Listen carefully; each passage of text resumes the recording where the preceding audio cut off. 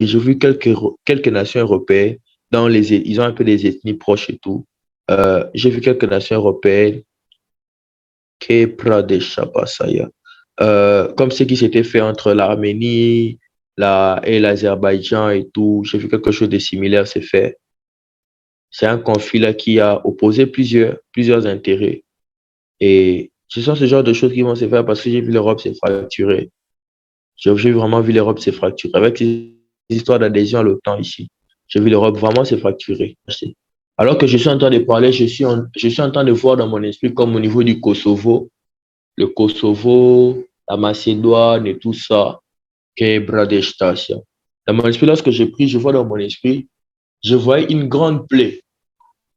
Je vois comme une grande plaie dans ces côtés-là. Mais j'ai vu dans mon esprit comme une main renverser une tasse de café. Une tasse de café.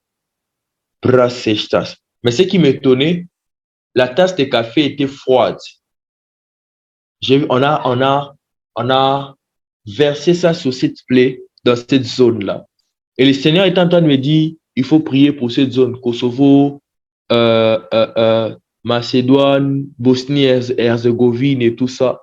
Les conflits qu'ils ont connus lors de la dissolution de l'URSS, ce genre de choses et tout. J'ai vu j'ai vu ce conflit revenir comme à un niveau pas possible. J'ai vu des plaies qui s'étaient cicatrisées, reprendre vie. Je voyais le diable vouloir remuer le couteau sur la plaie. Pour une histoire simplement d'intérêt et tout ça. Des histoires personnelles, mais que certaines personnes voulaient à chercher comme à internationaliser. J'étais en train de voir, on était même en train d'aller même dans ces histoires de cour pénale internationale, beaucoup de ces choses et tout ça. Quand je parle même de la cour pénale internationale, je vois la cour pénale internationale va répandre sa vigueur, quoi. Je vois des poursuites contre des autorités africaines.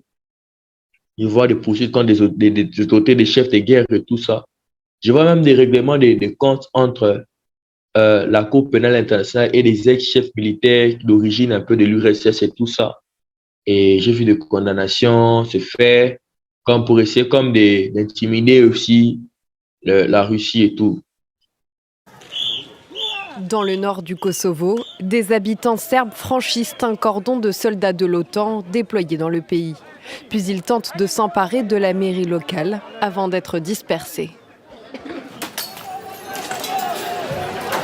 Ces scènes se sont déroulées dans 3 localités du nord du Kosovo, région majoritairement peuplée de Serbes. Depuis vendredi, ces manifestants réclament le retrait de maires d'ethnie albanaise. Nous n'avons que 2 demandes. Déjà, laissez-nous entrer dans la mairie et ensuite, retirez-vous. Tant que vous serez là, nous serons là. Des édiles de souche albanaise viennent de prendre leurs fonctions. Ils ont été désignés lors d'élections locales organisées par les autorités kosovares. Un scrutin largement boycotté par les électeurs, serbes pour la plupart. Seuls 1500 inscrits sur 45 000 ont voté.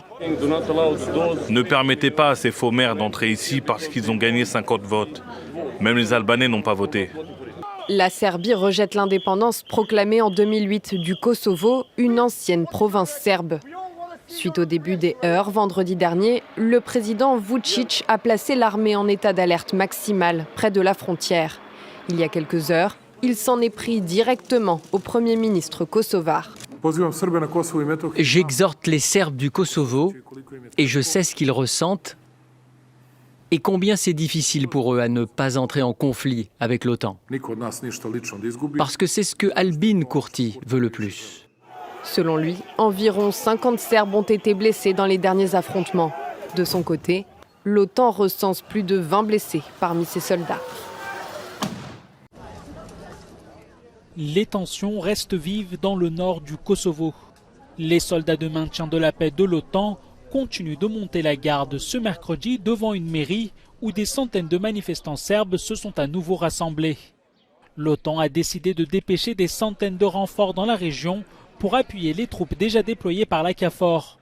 Lundi, lors des affrontements avec des membres de la minorité serbe, 30 soldats de l'OTAN avaient été blessés.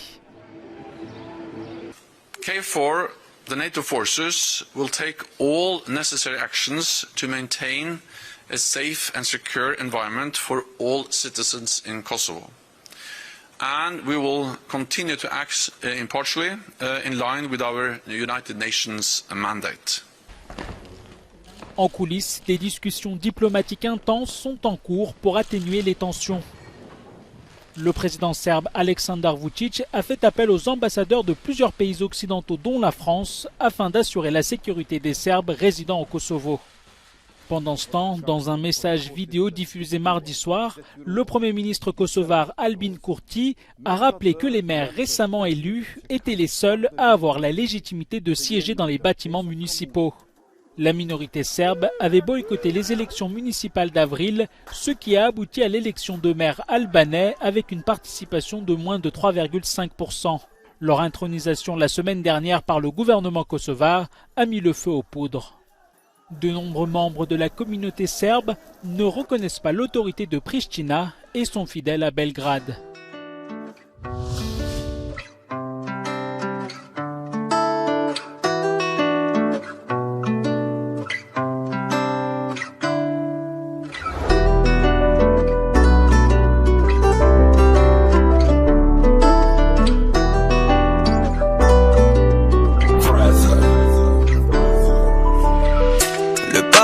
On n'y va pas en hélico. Je veux être porteur de la grâce jusqu'à Mérico. Laisse-moi apporter la parole à mes frérots de Kin, qui tambo magasin, avenue Komoriko. Car ils ont besoin de la mélodie du Très-Haut. C'est pas tous les hommes dans la Bible qui étaient déjà prêts. Regarde, les hommes se font la guerre pour l'argent, pour le pétrole. Ils sont tous en quête de pouvoir, ils veulent choper le pactole. Aujourd'hui les présidents ne veulent qu'escroquer le peuple. Volent l'argent des pays comme si c'est du beurre. Et quand on vient me demander David pourquoi tu as peur, parce que les hommes se font la guerre comme dans Call of Duty. Les hommes se font la guerre comme dans Call of Duty. Seigneur, je suis à terre, viens me relever. Seigneur, je suis à terre, viens me relever. Les hommes se font la guerre comme dans Call of Duty. Les hommes se font la guerre comme dans Call of Duty. Seigneur, je suis à terre, viens me relever. Seigneur, je suis à terre, viens me relever. À La Haye, le tribunal de l'ONU pour l'ex-Yougoslavie a alourdi les peines de prison de 2 anciens chefs du renseignement serbe jugés pour crimes de guerre et crimes contre l'humanité. Jovica Stanicic et Franko Simatovic, tous deux septuagénaires, ont été reconnus coupables d'avoir aidé des escadrons de la mort qui ont terrorisé une ville bosniaque en 1992. Condamnés en 2021, notamment pour des faits de persécution, transferts forcés et déportation, ils avaient fait appel du jugement. Ce mercredi, le tribunal de l'ONU a porté leur peine de 12 à 15 ans de prison. Il s'agissait du dernier des principaux procès restants du tribunal pénal pour l'ex-Yougoslavie. Les 2 hommes avaient exercé sous la présidence de Slobodan Milošević, décédé en 2006 en prison avant la fin de son procès. Les guerres qui ont déchiré l'ex-Yougoslavie après la chute du communisme ont fait, selon les estimations, près de 130 000 morts et des millions de déplacés.